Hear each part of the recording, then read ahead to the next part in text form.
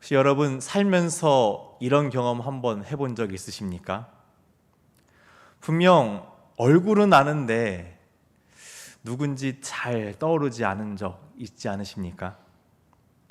혹여 그 사람과 이제 만나서 대화를 하는데 실수로 다른 사람의 이름을 부를까봐 망설이게 됩니다. 분명 그 사람과 대화는 하고 있는데 구체적인 실명은 언급하지 않은 채로 대화를 하는 것이죠. 근데 잘 보니까 상대방도 그런 것 같습니다. 저를 분명 아는 것 같은데 이름은 말하지 않고 그렇게 좀 겉도는 대화를 하게 됩니다. 어색한 대화를 마친 후 그래 다음에 한번 밥 한번 먹자라고 대화를 끝맺었지만 그 사람의 이름이 끝까지 생각나지 않은 적 말이십니다. 누군가 내 이름을 틀리게 부른다면 괜히 서운합니다. 오랜만에 봐서 그런 거겠지 하고 내심 다독이긴 하지만 서운한 빛은 가릴 수 없습니다. 반면에 오랜만에 만났는데도 불구하고 내 이름을 정확히 기억하면서 불러준다면 참 기분이 좋습니다. 아, 이 사람이 나를 잊지 않고 잘 기억해주고 있구나. 그런 마음에 고마운 마음까지 들기도 합니다. 이렇게 우리 삶에서 이름을 불러준다는 것은 참 중요한 것 같습니다. 또한 그 사람을 어떻게 부르는가에 대해서도 상대방에 대한 감정과 느낌을 표현하기도 하죠. 상대방이 저를 부를 때 이름이나 애칭으로 다정하게 부른다면 기분이 좋습니다. 그 사람에게 호감을 표현하는 중이죠. 그런데 이름뿐만 아니라 성도 같이 붙여서 말한다면 어떠할까요? 내가 뭔가 잘못했구나라는 짐작 아닌 짐작을 하게 됩니다. 심상치 않다는 걸 느끼게 되죠. 그러다가 이제는 이름조차도 아닌 대명사로 부를 때가 있습니다. 야, 너, 거기. 그럴 때는 거의 호감이 느껴지지 않은 상황이죠. 화가 난 상태에서는 그 상대방의 이름조차 부르지 않고 그렇게 대명사로 칭하기도 합니다. 누군가를 부른다는 것, 이렇게 그 사람에 대한 기억과 감정 그리고 생각을 표현합니다. 상대방이 나를 어떻게 부르는가에 대해서 기대를 가지기도 하고 때로는 실망하기도 합니다. 왜 그럴까요? 이름을 포함해서 그 누군가를 호칭해서 부른다는 것은 그 사람에 대한 정체성을 표현하는 것이기 때문입니다. 흔히 우리는 이렇게 얘기하죠. 이름값 하면서 살아야 한다. 여러분들도 각자의 이름을 가지고 계실 것입니다. 그리고 오늘 우리가 공통적으로 불려지는 이름 또한 있습니다. 오늘 우리는 그리스도인이라는 이름으로 불려집니다. 우리들끼리는 성도 그리고 그리스도인이라고 서로를 칭하며 또한 직분으로 호칭하기도 하죠. 그렇게 그것들을 또 다른 이름처럼 생각하며 살아갑니다. 그런데 오늘날 세상은 우리를 어떻게 부르고 있을까요? 입에 담기 싫은 정도의 표현으로 우리의 그 이름을 변형해서 부르고는 합니다. 그렇게 부릴 때 여러분은 어떻게 반응하십니까? 그 조롱의 뜻이 가득 담긴 그 호칭에 대해서 화가 나기도 합니다. 왜 굳이 그렇게 표현할까? 왜 그렇게 혐오를 표현하면서 미움을 표현하는 것일까? 그리고 그런 호칭을 부르는 것들을 보며 때로는 회개하기도 합니다. 아, 우리가 그리스도인으로서 이름값을 못하면서 살았구나. 그렇기 때문에 세상이 우리의 이름을 제대로 부르지 않고 그렇게 조롱이 가득 담긴 표현으로 호칭하는구나 라고 느끼기도 합니다. 그렇다면 어떻게 해야지 우리의 원래 이름을 찾을 수 있을까요? 오늘은 십자가의 길을 걸어가신 그 주님의 곁에 있었던 자들 중 두 번째 사람을 만나보려고 합니다. 오늘 말씀의 제목과 같이 이름을 잃어버린 자 베드로입니다. 이 베드로를 통해 오늘 우리의 삶이 어떠해야 되는지를 함께 나눠보려고 합니다. 오늘 본문의 말씀은 이렇게 시작을 합니다. 본문 47절의 말씀을 보겠습니다. 곁에 서 있는 자 중 한 사람이 칼을 빼어 대제사장의 종을 쳐 그 귀를 떨어뜨리니라.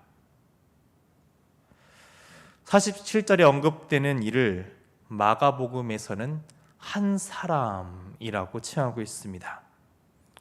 그저 한 사람이라고 불리며 이름이 언급되고 있지 않죠. 다른 복음서는 어떠할까요? 마태복음과 누가복음은 오늘 보면 마가복음과 마찬가지로 함께 있던 자 중 하나라고 이야기합니다. 이름이 나오고 있지 않죠. 그러나 요한복음에서만 이 사람이 누구인지 분명하게 말해주고 있습니다. 요한복음 18장 10절의 말씀입니다. 이에 시몬 베드로가 칼을 가졌는데 그것을 빼어 대제사장의 종을 쳐서 오른편 귀를 베어버리니 그 종의 이름은 말고라. 요한은 이 한 사람의 이름을 베드로라고 기록하고 있습니다. 그런데 오늘 우리가 읽은 마가복음을 비롯한 공간복음에서는 이름이 나오고 있지 않죠. 그 이름을 잃어버린 자로 나오게 됩니다. 이 세 사람은 아마 이 사건이 일어날 당시 예수님이 잡히는 그 순간, 그 긴박한 순간이기 때문에 누가 그렇게 칼로 대제사장의 종의 귀를 떨어뜨렸는지 못 봐서 이렇게 이름을 생략한 것일까요? 근데 그러기에 다른 제자들도 아니고 베드로라는 존재감은 결코 작지 않았을 것입니다. 예수님께서 대제사장의 뜰에 잡혀가셨을 때 여종조차도 이 베드로를 바라보며 누구인지 분명하게 알아봤습니다.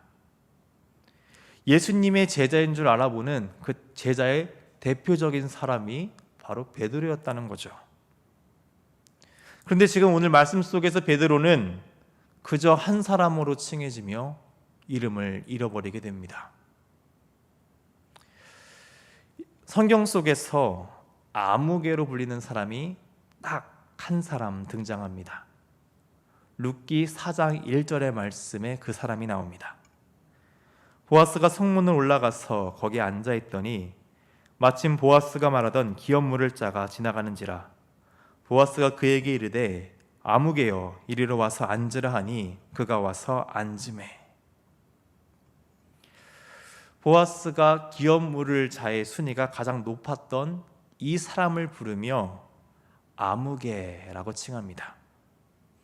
히브리어로는 펠로니 알몬이라고 쓰인 이 표현은 정말 이 사람의 이름을 기억하지 못했을 때 사용되거나 혹은 의도적으로 이 사람의 이름을 거론하고 싶지 않을 때 사용하는 표현이라고 합니다. 근데 보아스가 이 사람의 이름을 몰랐을까요?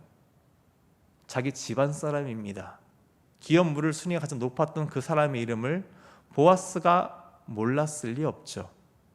그리고 룻기의 말씀을 보면 그 이름들이 정말 세세하게 거론되고 있습니다. 등장인물이 누군지 마치 드라마를 보듯이 그 한 명 한 명의 인물이 거론되죠. 그렇게 봤을 때 아무개라는 표현은 의도적인 표현이라는 것이죠. 그 이름을 잃은 자로 표현했다는 것입니다. 그는 왜 이렇게 아무개로 불리며 이름을 잃게 되었을까요? 그의 의무이자 권리인 기업 물을 이무를 포기했기 때문입니다. 오늘 말씀 속에서도 마찬가지입니다. 베드로가 한 사람으로 불리며 이름을 잃게 된 이유가 분명하게 드러나고 있습니다. 본문 48절의 말씀을 보겠습니다. 예수께서 무리에게 말씀하여 이르시되 너희가 강도를 잡는 것 같이 검과 몽치를 가지고 나를 잡으러 나왔느냐. 예수님을 잡기 위해 나온 이 사람들을 묘사하며 검과 몽치를 가진 사람들이라고 묘사하고 있습니다. 칼을 빼어 들고 있는 모습이 47절의 한 사람의 모습과 같죠. 즉 베드로의 이 모습은 세상을 따라 그 세상의 모습과 별반 다를 바 없었다는 것입니다. 제자인 그가 세상의 방법을 따라 살으며 세상을 의지했던 것이었죠. 그렇게 제자가 제자로 살지 못하고 세상을 따라 세상의 모습을 하고 있었을 때 그 이름을 잃고 그저 한 사람으로 칭해지게 됩니다. 오늘 말씀은 참 혼란스럽죠. 온 세상이 이렇게 각자의 이유로 세상의 방법을 택하며 세상의 모습대로 행하고 있던 혼란과 혼돈의 상황이 있었던 밤이었습니다. 그런데 그 밤중에 홀로 빛나던 분이 계셨습니다. 묵묵히 십자가의 길을 향해 나아가셨던 예수님이십니다. 그 혼란과 혼돈의 밤 가운데 예수님께서는 이렇게 말씀하십니다. 본문 49절의 말씀입니다. 내가 날마다 너희와 함께 성전에 있으면서 가르쳤으되 너희가 나를 잡지 아니하였도다. 그러나 이는 성경을 이루려 함이니라 하시더라. 예수님께 있어서 매일의 삶은 하나님의 말씀을 이루는 삶이었습니다. 상황과 환경에 상관없이 언제나 동일한 삶을 우리 주님께서는 사셨습니다. 이 땅에 오신 그 목적을 이루며 매일의 삶이 그렇게 한결같으셨다는 거죠. 예수님이라고 힘들지 않으셨겠습니까? 예수님은 참 인간으로 이 땅에 오셨습니다. 우리 인간이 겪는 그 모든 한계를 동일하게 겪으셨다는 거죠. 마가복음 4장에 기록된 사건 중에 바람과 바다를 잔잔케 하시는 사건이 기록되어 있습니다. 그 사건 속에서 예수님의 모습이 어떠했나요? 예수님께서는 그 폭풍 가시는 바다 한가운데 그 배의 고물에서 곤히 주무시고 계셨습니다. 흔들리는 배, 제가 태풍 가운데 있어서 배에 한번 타본 적이 있습니다.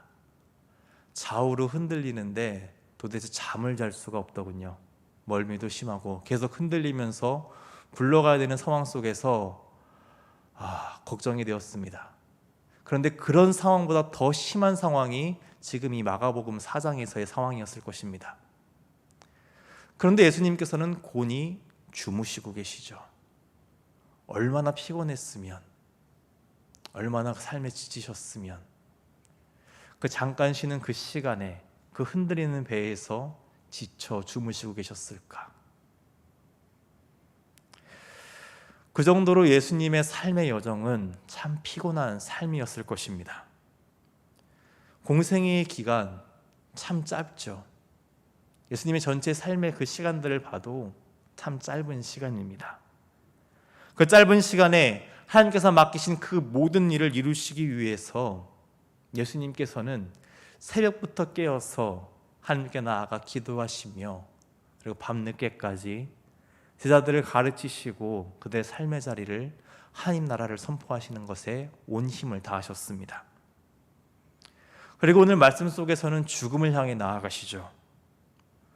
뻔히 보이는 고난의 자리, 인간이 겪을 수 있는 그 최악의 자리를 향해 주님께서는 나아가십니다. 자기를 낮추시고 죽기까지 하나님의 뜻에 복종하십니다. 그런 예수님을 우리 하나님께서는 어떻게 하셨습니까? 바울은 빌립보서 2장 9절에 이렇게 이야기합니다. 이러므로 하나님이 그를 지극히 높여 모든 이름 위에 뛰어난 이름을 주사. 하나님께서 모든 이름 위에 뛰어난 이름을 우리 주님께 주십니다. 모두가 예수 그리스도를 주님이라고 고백하며 하나님께 영광을 돌리게 하셨습니다. 하나님의 뜻에 순종하며 성경을 이루신 예수님의 삶의 모습, 그 삶의 모습을 따라 살아내야 하는 자가 제자였습니다. 바울은 제자로서 그 마음을 품고 항상 순종하는 삶을 살라고 계속되는 빌립보서의 말씀을 통해 권면합니다. 그런데 참 그렇게 제자의 이름값 하면서 살기가 쉽지 않습니다.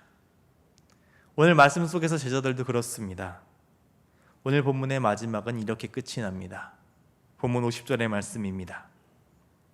제자들이 다 예수를 버리고 도망하니라. 그렇게 예수님과 가장 가까운 곳에서 함께 자며 함께 웃고 함께 그 삶을 나눴던 제자들입니다. 그런 그들이 예수님을 버리고 다 도망갑니다. 제자들마저도 그 제자의 이름을 버리고 다 도망갔다는 것입니다. 이름값 하면서 살기가 참 쉽지 않다는 것이죠. 이 길 예수님께서도 어려워하셨습니다. 피하고 싶었던 길이었죠. 그렇기 때문에 우리 주님께서는 이름대로 사는 것이 얼마나 어려운지 알고 계십니다.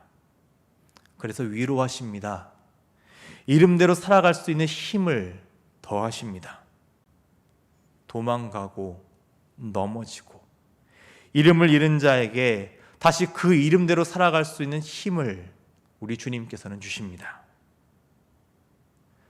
오늘 말씀 속에서 베드로는 이렇게 이름 없는 자처럼 행동했습니다. 세상의 방법을 의지하며 세상과 다를 바 없이 행동했습니다.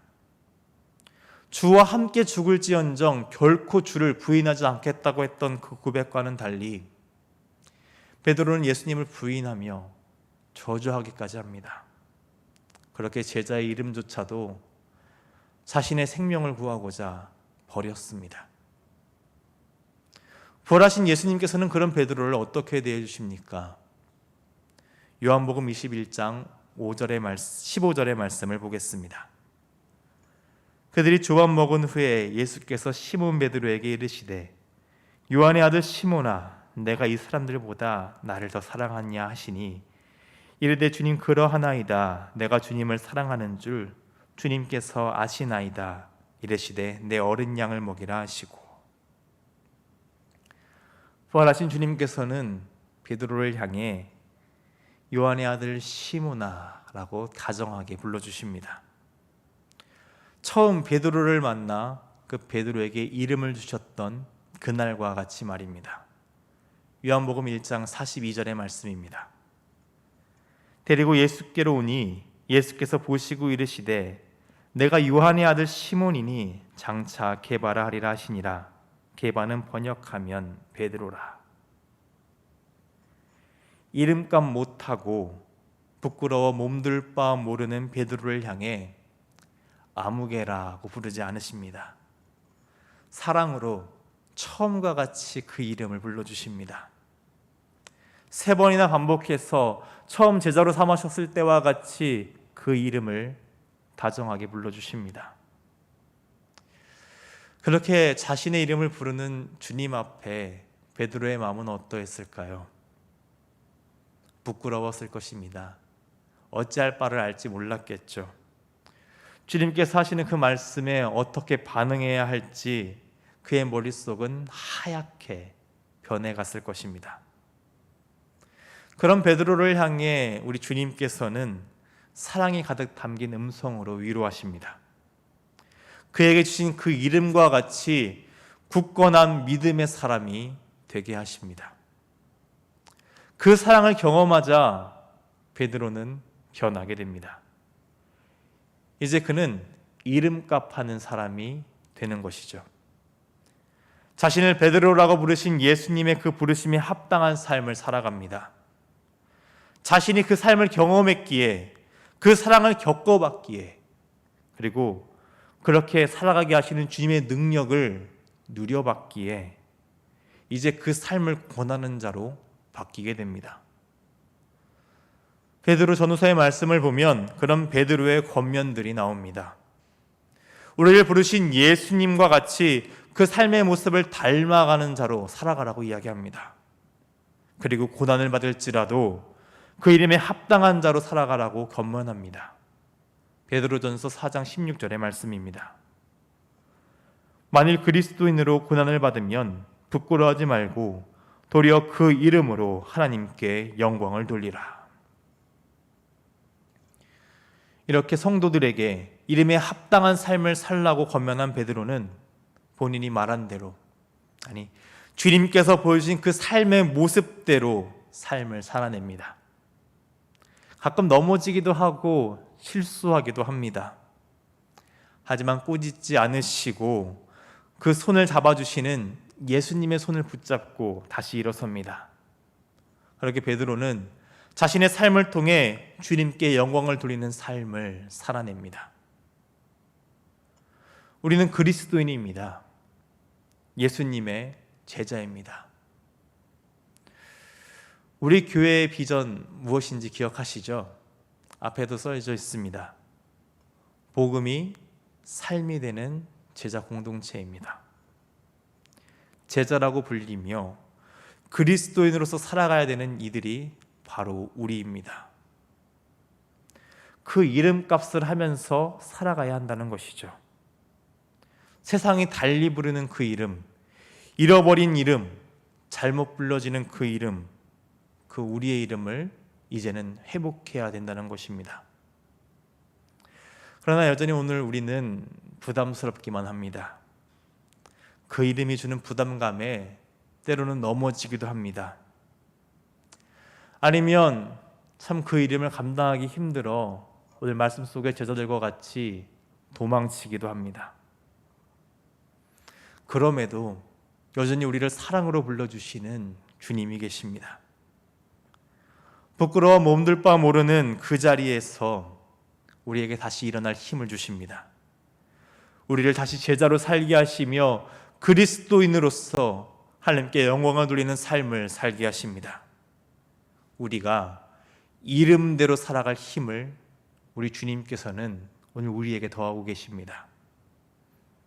그러니 여러분, 넘어진 그 자리에서 계속해서 주저앉아 있지 마시기 바랍니다. 도망간 그 방향을 향해 계속해서 나아가지 마시기 바랍니다. 오늘 이렇게 예수님께서 베드로의 이름을 사랑스럽게 불러주기 이전 그 21장에서 예수님을 발견한 베드로는 어떻게 행동을 합니까? 요한복음 21장 7절에 베드로의 그 뜨거운 모습이 드러나고 있습니다.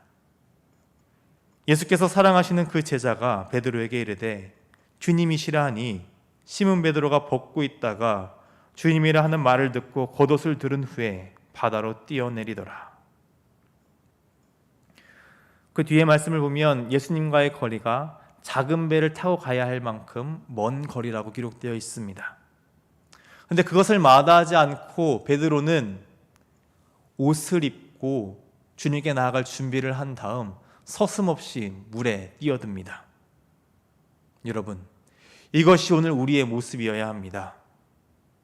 아무 계산 없이 이전에 실수하며 부끄러운 모습 생각하지 않고 우리를 품어주시고 받아주실 주님께 망설이지 않고 나아가야 됩니다.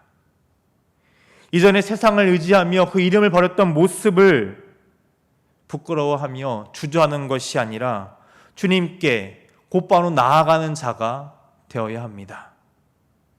그가 바로 베드로였습니다. 사순절 기간을 보내며 특별히 오늘날 우리에게 찾아온 그 여러 가지 삶의 고난의 문제들로 인해 오늘 우리는 참 어려운 시기를 보내고 있습니다. 그렇지만 주님께서는 그렇게 힘든 시기 가운데 넘어지고 이름 없는 자처럼 그렇게 세상의 방법대로 살아가는 우리지만 여전히 우리의 이름을 사랑스럽게 불러주십니다. 우리의 이름을 비롯한 모든 삶의 자리를 주님께서 회복하실 것입니다. 그러니 여러분, 베드로와 같이 주님의 부르심에 합당한 삶을 살아가시는 여러분이 되시기를 바랍니다.